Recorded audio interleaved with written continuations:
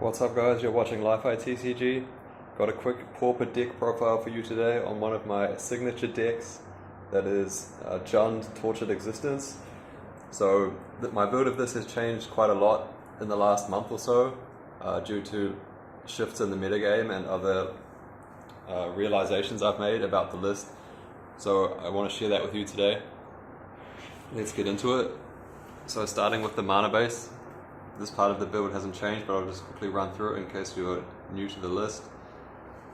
4 Thriving Moor, 4 Ash Barrens,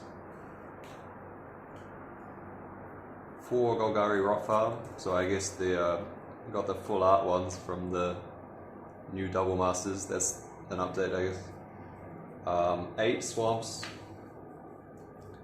1 Forest, 1 Mountain, and 1 Jungle Hollow. If you want, you can play the Black Dragon Gate or whatever it's called instead of the Thriving Moor. It makes no difference. Then the spells also unchanged. 4 Tortured Existence, 4 Faithless Looting, and 4 Commune with the Gods.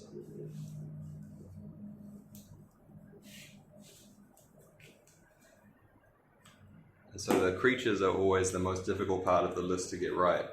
So in the part of the creatures that haven't changed, the Dredges, 2 Stinkweed Imp, 3 Golgari Brownscale. The mana creatures, we have the 4 Sakura-Tribe Elder and the 1 Tilling Treefolk. So these are a pretty core part of the deck. I don't think I would ever change these 10 creatures, but the rest of it matters quite a bit depending on the metagame and such. So in the past, I've always played like 6 or 7 madness creatures. In the previous video, there was 4 Basking Rootwalla, and then it was like 3 Gorgon Recluse. Then for the other creatures in the deck, it was something like 3 Crypt Rats, and then the new card I was sort of excited about was the mutate creature where they discard a card, the Cavern Whisperer. So I think I was playing like 3 of that, then 1 Fleshbag Marauder and 1 Thorn of the Black Rose or a Spore Frog or something. So a lot of these slots have changed.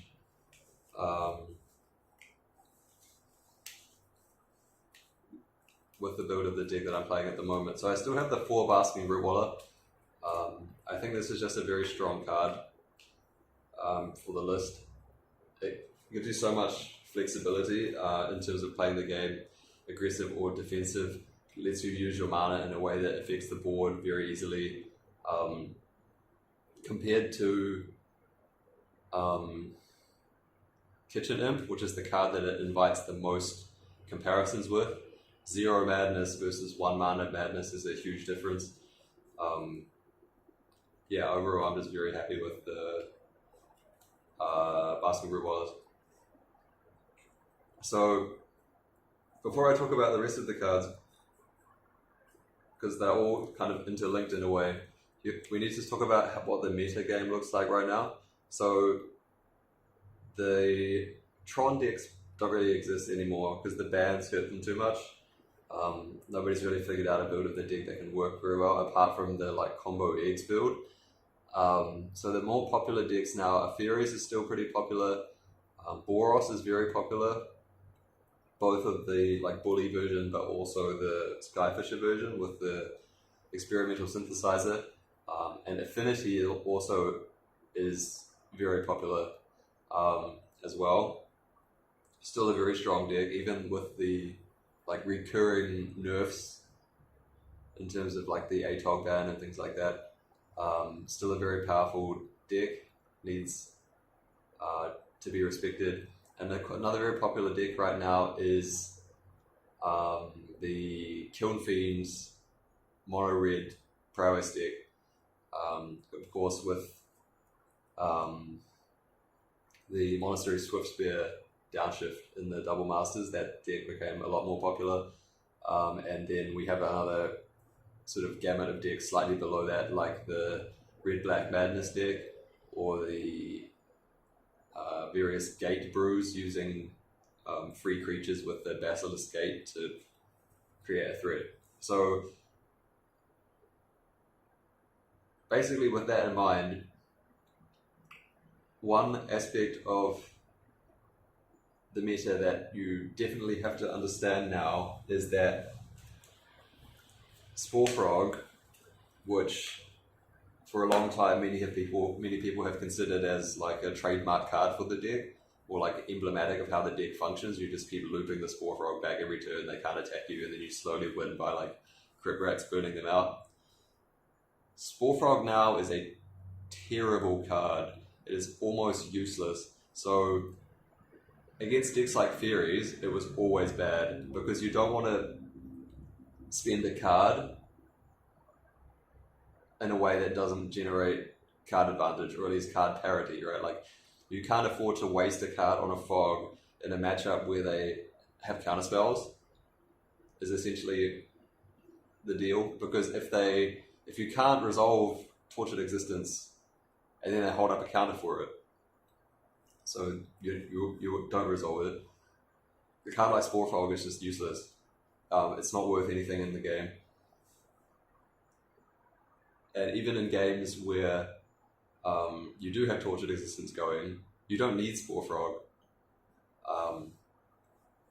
Versus a deck like Fairies, you can just recur creatures to block and things like that. It's fine anyway. So Spore Frog was always useless versus Fairies, so we configured about that. Against decks like Boros, it was a little bit more okay, because they don't have counterspells, so your Tortured Existence is more reliable. So you can sort of set up the lock, but even versus those decks, they were full of instant speed burn spells. So Spore Frog was just like a little hurdle that your opponent had to get over. It was never this like insurmountable thing that it is versus decks like Heroic, for example. And it's a kind of similar situation versus Affinity as well, where Affinity usually doesn't play that many counterspells, and even if they do, it's things like Metallic Rebuke that you normally play around anyway.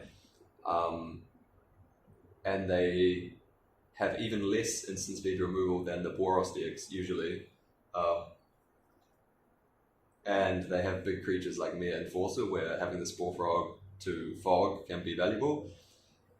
But the issue with the Boros and Affinity matchups now is that all of them are playing makeshift munitions, which makes Spore Frog completely worthless, because at any point when they're about to attack you for lethal, they can just end a turn, sacrifice a permanent to kill your Spore Frog, and now you can't fog their attack anymore. So in all of the quote-unquote fair matchups now, Spore Frog used to be kind of okay, but now it's just terrible. And then you ask yourself, okay, well, what about versus the super aggro combo linear decks, right? Like Boggles or Heroic. Spore Frog is still pretty good versus those, right? And the answer is yes, it is very good versus specifically Boggles and Heroic, but against the like general spectrum of super aggro linear combo Voltron kind of decks, Spore Frog sucks now, because the biggest share of that pie is the mono red Kiln Fiend deck, which is playing 4 Lava Dart and sometimes also playing Lightning Bolt as well. So in the strategic matchup where a fog effect would be good, again, Spore Frog just sucks. So maybe as a sideboard card versus exactly specifically Boggles and Heroic, it's still okay, but like it's so bad in the main deck, and I don't even know if it's worth playing in the sideboard either. So we'll get to that. So if Spore Frog is bad, so we can't rely on that as defense anymore, So partly the first effect that has is I'm not playing Gorgon Recluse anymore. So a big part of the upside for Gorgon Recluse was that in a lot of matchups you could do the trick where you block their big creature with your Gorgon Recluse, and then you activate Spore Frog to kill their big creature effectively with your Gorgon trigger, and your Gorgon will live because it's protected from combat damage by the Spore Frog. So if I'm not playing Spore Frog, I can't access that combo anymore, which makes Gorgon Recluse significantly worse. And the other problem with Gorgon Recluse is that versus the decks like Affinity, it just trades with everything. Like, it might as well just be like a 2/2 Death Touch. The fact that it's 4 toughness doesn't help it survive versus anything, because Mire Enforcer will straight up kill it. Galvanic Blast can still kill it. 4 toughness doesn't matter there. Doesn't affect Gurmag Angler because Gurmag Angler is black. And then versus decks like Boros, they're all like very hyper aggro Glinthawk Skyfisher, where Gorgon Recluse can't block because it doesn't have reach. So it's pretty worthless there. And then versus Fairies, it's still fine to block Ninja, but Grave Scrabbler can also just block a Ninja and trade, and you got the extra card off it with the Grave Scrabbler's own triggered ability, so that kind of evens out anyway. Yeah, and then versus the Killed Fiend decks, again, it seems somewhat decent, but without Spore Frog, they can still just create a huge attacker in one turn and trample over, so it doesn't really have that much value there either. So I still think the deck needs that density of madness creatures to get value from Tortured Existence and make sure your Faithless Lootings are consistently good. But I've just gone back to playing the Grave Scrabbler in the deck now instead. If you've followed my series of videos on this list, you'll know that like I often cycle back around on whether this card is actually good or whether it's like training wheels, whether the utility of selecting your best card from your graveyard every turn with Tortured Existence is good enough by itself, or whether you need some extra thing to get the card advantage out of it, that kind of idea. But yeah, I do think the Grave Scrabbler is really solid and also important, and part of that is also a factor of these other creatures that we're playing, because if we don't have Spore Frog anymore and we don't have Gorgon Recluse, so far I haven't shown you any card in the deck that does anything defensive. These kind of do in a way, because they can chump block ground creatures while replacing themselves, but that's it. In a lot of matchups that's really not good enough. Like, because when push comes to shove, Rootwalla also dies easily to makeshift munitions, and it does cost you a lot of mana to keep redeploying those madness creatures. Your opponent can build up a board and overwhelm it. So we need some kind of defensive cards in whatever's left of this main deck. So I'm still playing 2 Crypt Rats main deck. I used to play 3. The reason why I've cut this down is just because versus a lot of the fair decks now, they do apply a lot of pressure to your life total with the makeshift munitions and the galvanic blast now. So using this as removal can be a bit of a liability. It's still sometimes the best option if your opponent does go really wide with some Mire Enforcers or whatever. Sometimes you just have to try and activate this for 4, like that's the play you have to make. But if you can deal with that a different way, that would be preferable. And also it's still great versus any people still playing decks like Elves, and of course it's also great versus the Spellstutter Sprite decks as well. So that's why I'm still playing 2 in the main deck, but I think the 3rd copy is a bit unnecessary. So 1, 2, 3, 4, 5, 6 cards left. So that basically the issue with the Boros decks and the Affinity decks is that the Boros decks are hyper aggroing you with flyers. The Affinity decks are hyper aggroing you with big creatures. The ideal card to deal with either of those situations would be a cheap Death Touch flyer with at least 1 power and at least 2 toughness. So it could also be a creature with reach, because you're playing defensively and you don't really care about attacking, but flying would be better.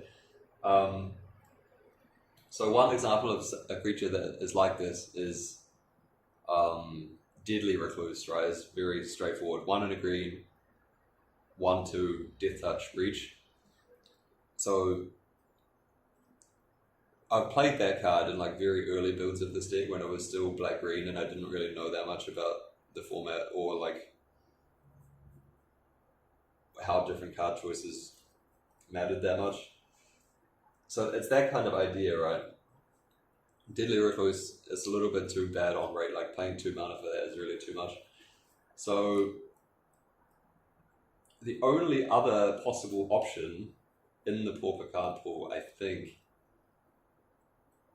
that does that is Bone Picker. So I'm playing 4 of Bone Picker now.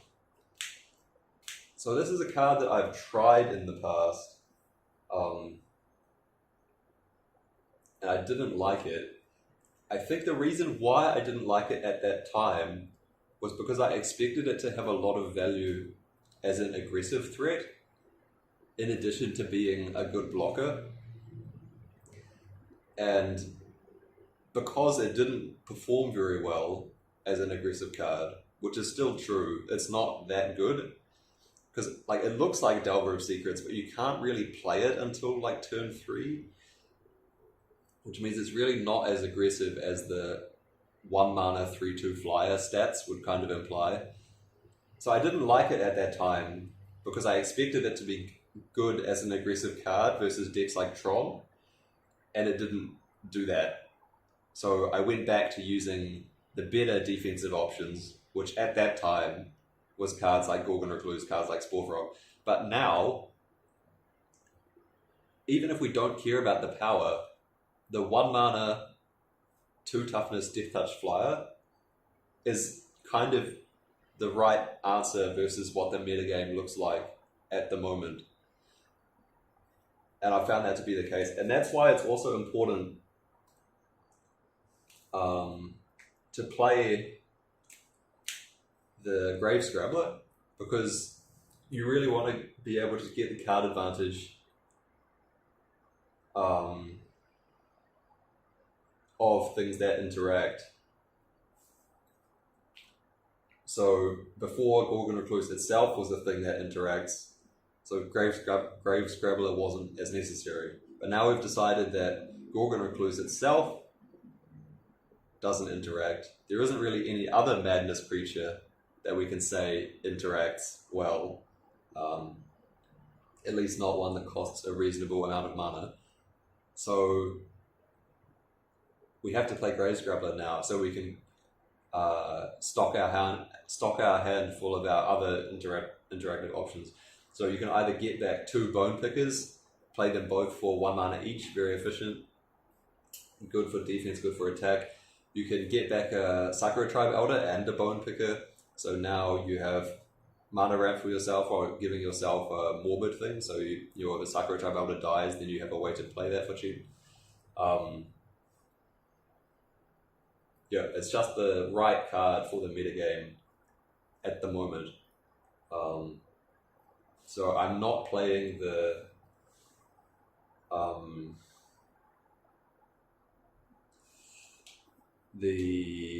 what's it called? The Cavern Whisperer anymore.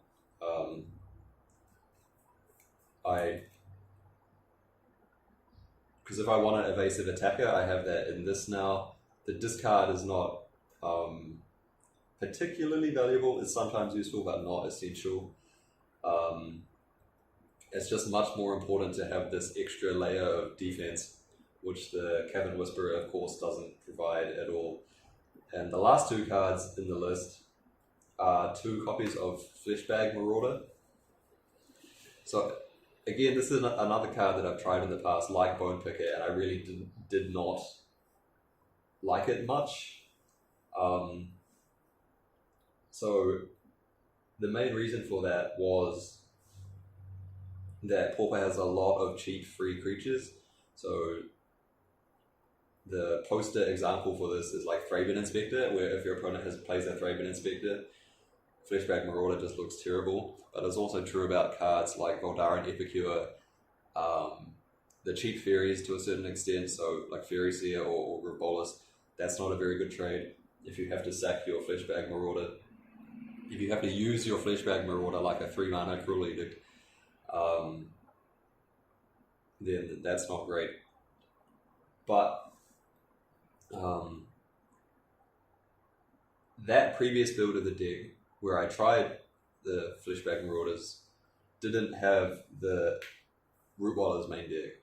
So now when you have that possible situation, the exchange doesn't look so bad.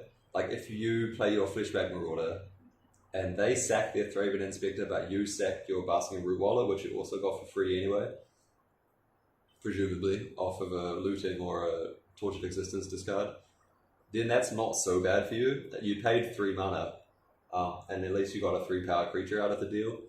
And the other thing that Fleshbag Marauder is good for is just as an extra way to reliably make creatures die. So,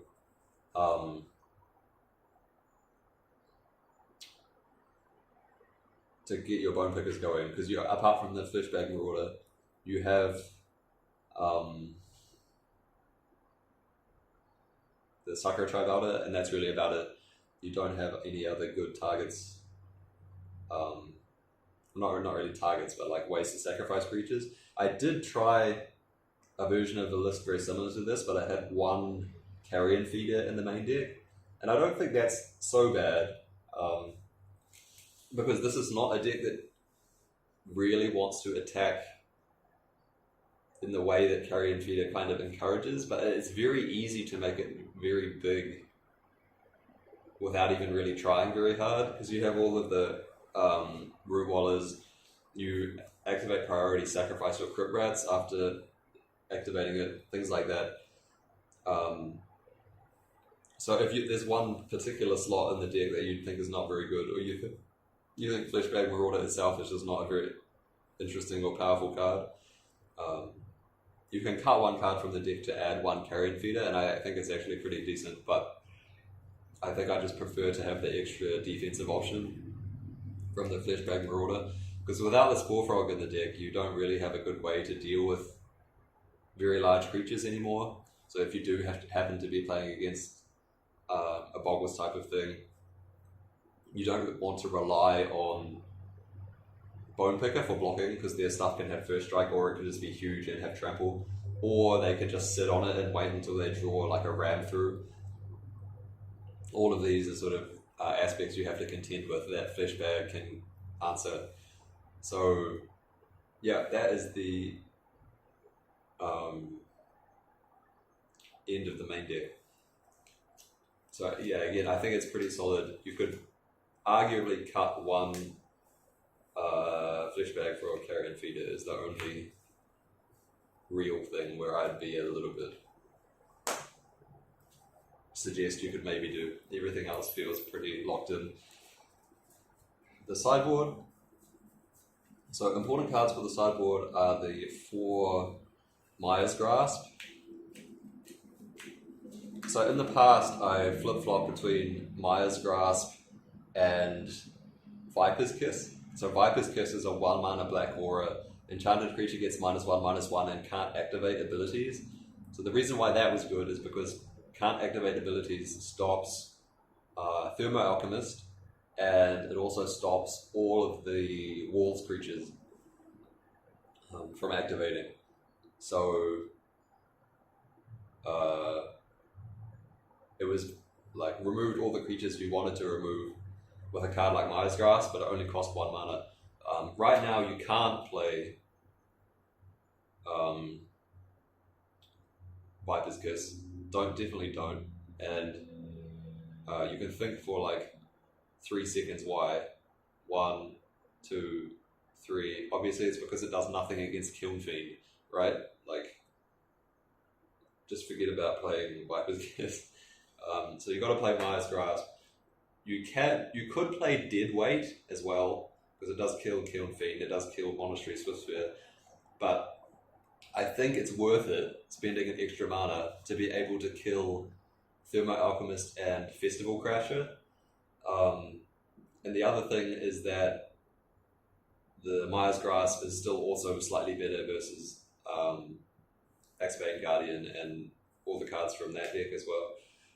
So yeah, Mire's Grasp I think is pretty good. You can play just a card like Cast Down, but I think having the ability to hit these off of Commune with the Gods is worth something. You don't generally want this card versus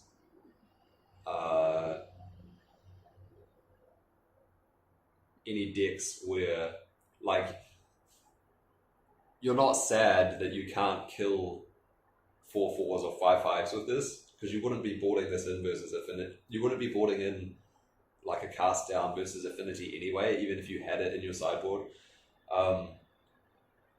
So yeah, I think Mire's Grasp is fine. If you wanted like 5 of these, I would just add more dead weights and stuff, but I think that's probably unnecessary. 1 Golgari Brownscale. Again, this is just like the best life gain card. If you're struggling versus Burn, you can add Burn or like the Madness Burn, the Rakdos version. You can add a Gnaw to the Bone on top of this, which I think is like fine in certain metagames. So if you think Red, Black or Burn is going to be really popular that week, or it's really popular at your local shop, just start adding more Gnaw to the Bones. After the Golgari Brownscale, Gnaw to the Bone is just the best card, I think. I have 1 Spore Frog here, but like as I said before, I'm really strongly against it. In the sense that it's just such a bad card against the metagame right now. If you expect a lot of Boggles or Heroic or decks like Slivers, maybe, I guess it's also fine versus decks like Elves. Against these kind of like go wide decks that don't have removal, it's still fine, but it's not that great. Because you have so many other tools to deal with Elves, right? You have the Crypt Rats, which I also have more of in the sideboard. And versus the decks like Boggles, you have the Fleshbag Marauder, which is also fine versus Heroic.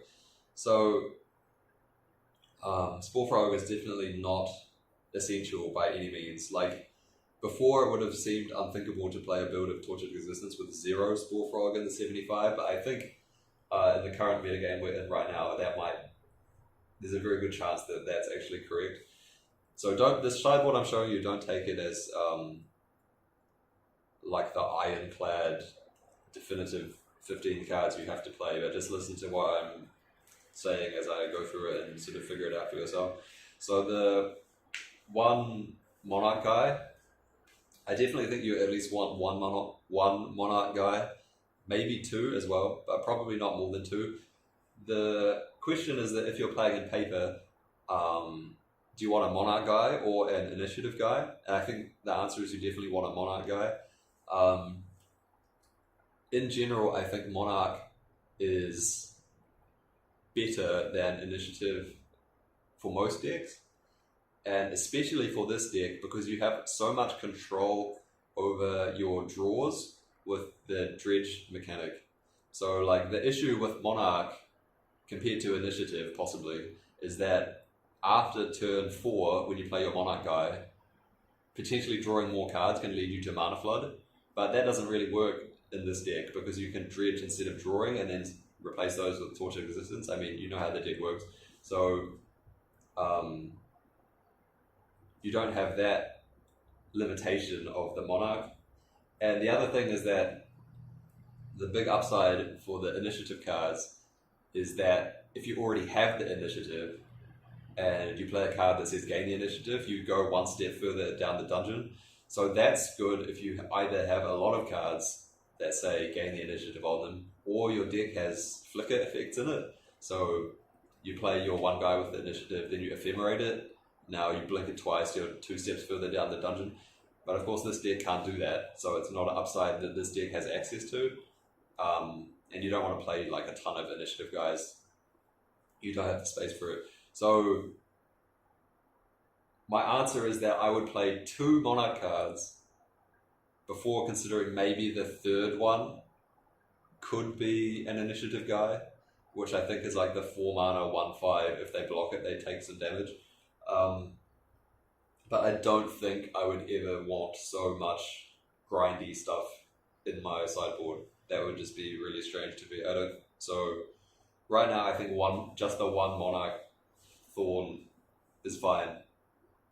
And you could maybe play 2, but I don't think I would ever go up to the point where I was considering a third one and therefore thinking about whether I wanted to have an initiative as well. Because once you get to the third Monarch creature, then you start running into the issue of, oh, okay, maybe that's a bit redundant. Whereas if you have like Monarch and initiative going at once, that could be really putting your opponent in the ground. But again, I don't know if the meta really warrants going so far in that direction. Then other sideboard cards, like I said, I've got the other 2 Crypt Rats here. I still like having all 4 of these in the board. It just gives you a nice insurance versus the Fairies decks. Even if you have to try and jam your Tortured Existence and they counter it, you still have a lot of ways to like wipe the board, equalize the threat, and then grind out value with your looting flashback and your madness stuff. So that plan only really works if you have enough good removal to stop them from going wide versus you. So the Crypt Rats is pretty important. And you also love to board them Maulin versus Familiars. It's the only real way to stop them from just walking all over you. And any type of go wide style of deck, so Elves or versus Boros Bully, it's okay as well. Like, it's pretty hard for them to play around it with Strands, and you can just wipe out all of their tokens. You can maybe play only 1 in the sideboard and 2 in the main deck if you only wanted to have 3 in the 75. That's pretty reasonable as well if you feel like you need other sideboard options, but I always like having all 4 of the Crypt Rats. The last few sideboard cards, so I have some options versus combo. 1 Faerie Macabre just as a random anti-graveyard card, and it can help to shut down the flicker stuff. This card is maybe not that needed anymore because Tron has fallen off the map so much. So it's still decent versus the flicker deck, so you can board it versus the Jeskai Ephemerate and versus Familiars, but I don't really know if you would bring it versus anything else. Oh, you play it versus Turbo Fog, actually. Just because it can, like, brick off their accumulated knowledge effects. It's worth it just for that in that matchup, because you have a lot of other cards that aren't very good.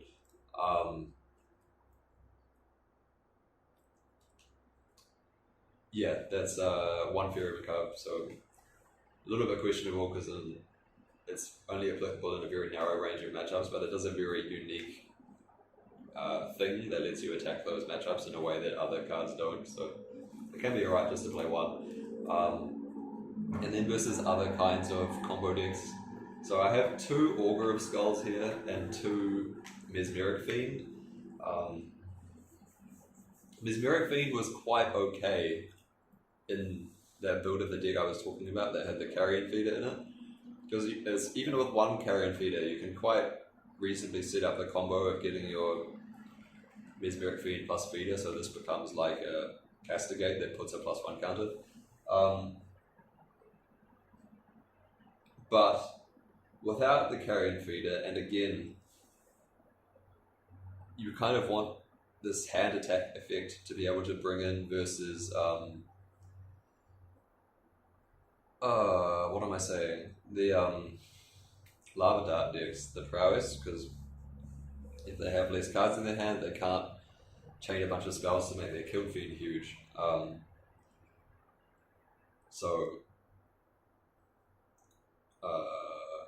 Having your Mesmeric Fiend be vulnerable to Lava Dart is not very good.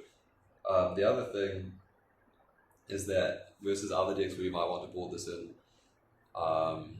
where you just want to generate like as much value as you possibly can. So one example of a deck that functions that way is kind of like the Ponza or Cascade.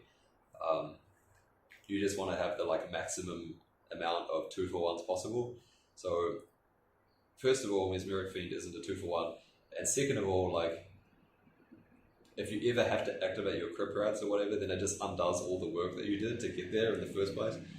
So what I'm trying to say is that Augur of Skulls, while I don't like it as a main deck card because it has all of the same problems that all 1 toughness creatures do that have to survive your opponent's turn, namely makeshift munitions. As a sideboard card for any time you want to get really grindy, I think that this is actually quite good, because there are matchups where being grindy in a way, like with the Monarch, isn't actually as effective as being grindy in a way where your opponent's actually losing resources. Like you don't want to just... Some matchups you win by both players accumulating resources,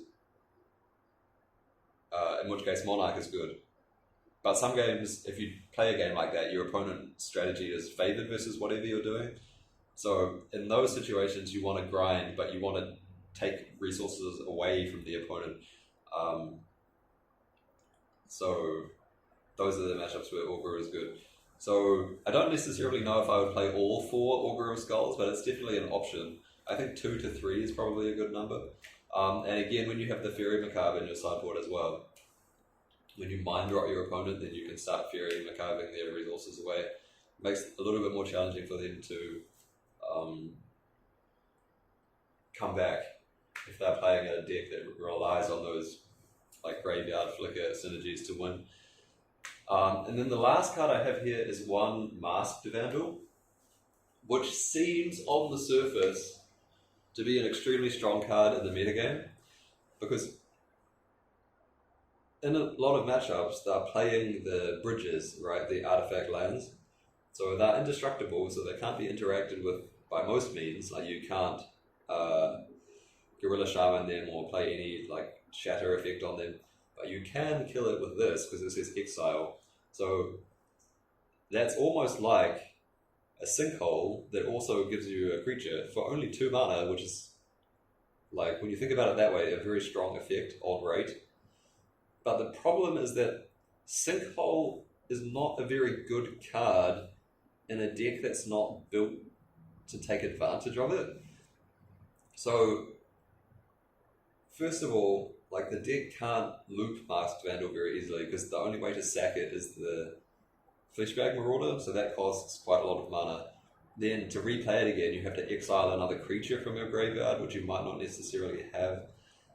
So basically what this is doing is you're spending a bunch of mana to just 1-for-1 with your opponent's lands, which is fine, but like the way the Affinity deck works, and the Boros decks work a bit like this too, is that once your opponent has like a certain minimum amount of mana that they need to operate, further land destruction doesn't hinder them very much or at all, because like once they get to turn 2, then they play a Wellspring.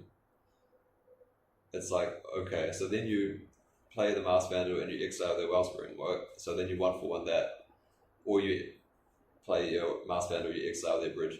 The next turn, they'll play another artifact land. Now they have 3 artifacts.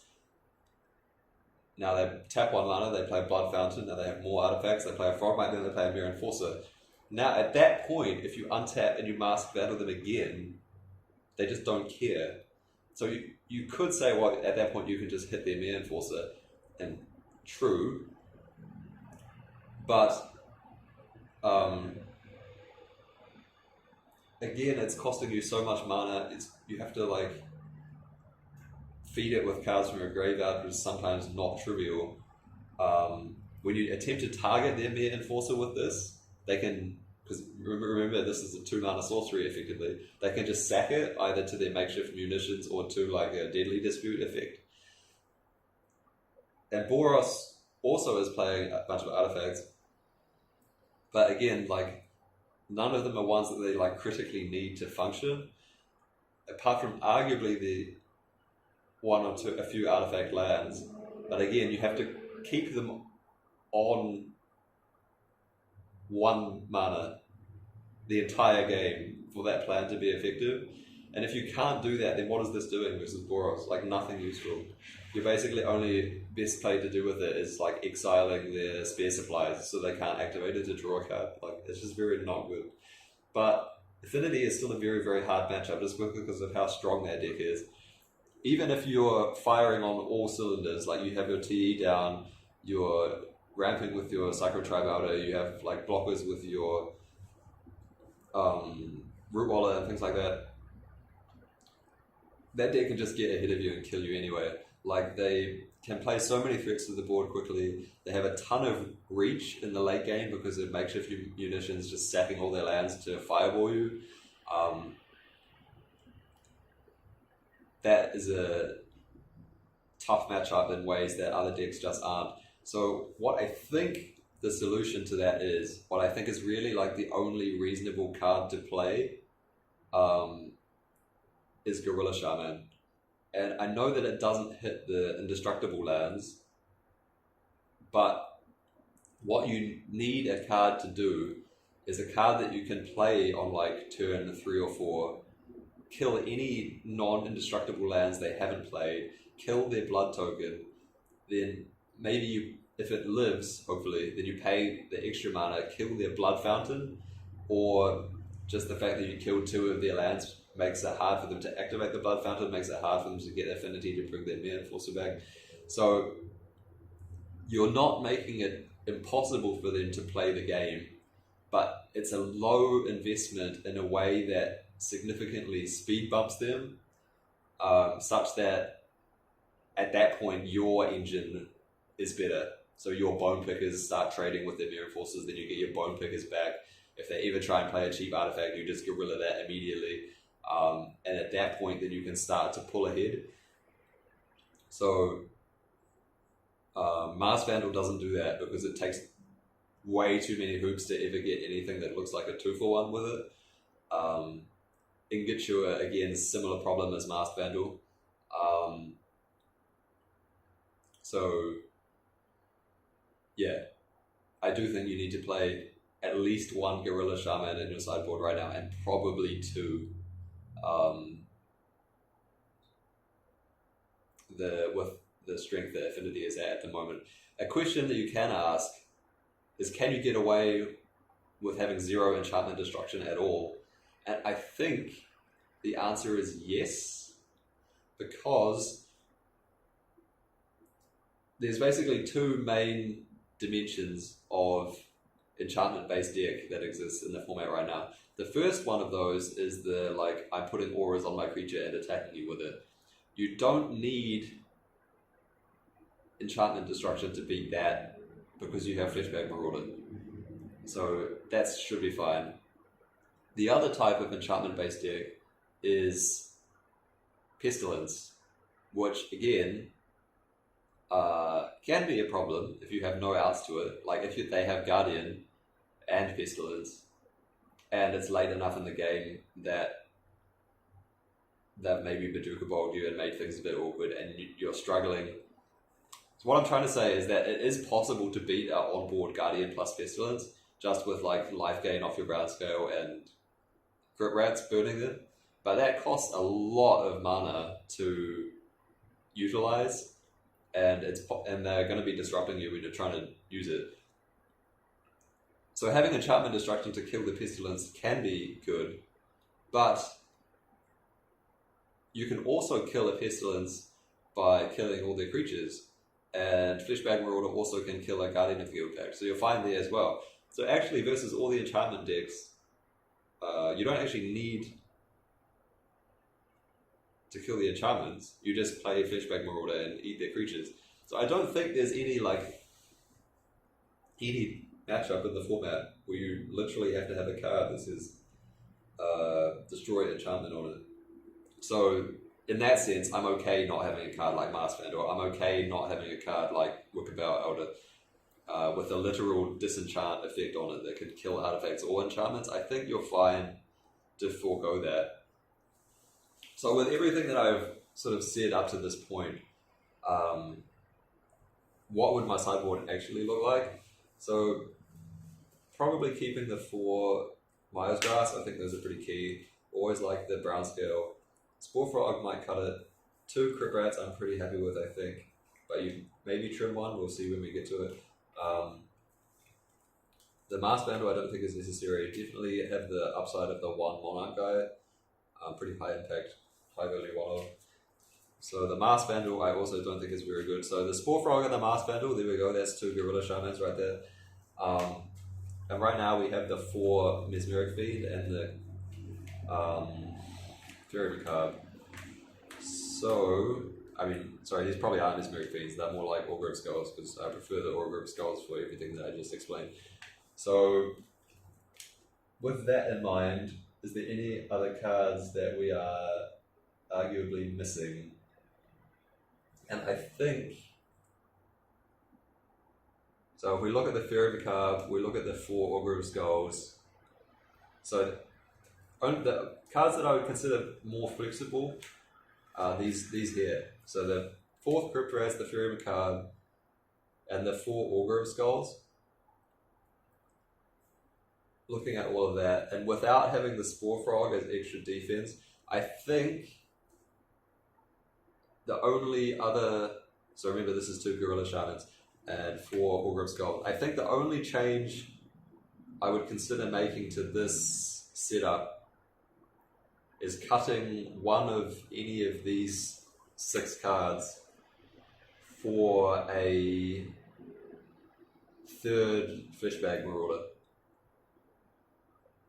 I think that's exactly what I'm considering, and don't really think the deck needs any more than that. In the past, I've played some kind of like Death Spark or extra anti-fairies card. I don't think that's needed right now. Spore Frog is just not very good right now. So, yeah, I think that is my final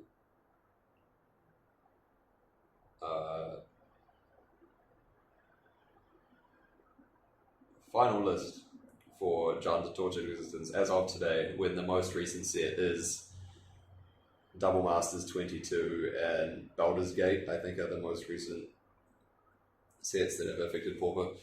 Well, the most recent standard legal set is New Capenna, I think. I have no idea. Anyway, why am I even bothering? You can just check the date the video was uploaded. So, thanks for watching. I hope you like this list. As always, maybe like not quite at that top tier of deck. I'm not going to pretend that this is like taking over the format, but it's a very fun card to play, and if you enjoy playing with your cards, you might as well give yourself the best chance to win. Play this best list you can come up with, and I think for Tortured Existence, any color combination, any whatever, as long as your deck has Tortured Existence in it, I think this is the best way to use it. So, coming up next video, another Pauper deck I'm really excited about. It's got gates in it, but no copies of Basilisk Gate. So leave that on a bit of a cliffhanger for you to figure out what that might be, but I'm really excited about that. Modern, my version of Turtle Storm. I think that deck is really sweet. The Lotus Breach. Could do a video on that. And then Pioneer, I have an absolutely janky brew that's probably garbage, but I need to test it. So those 3 things in the works. That's probably the next video is coming up. That's all for Tortured Existence. Any questions, comments? I know this. These are the videos that get the most likes and views and all that on this channel. So thank you for everybody who keeps watching these. This has been Life ITCG signing out.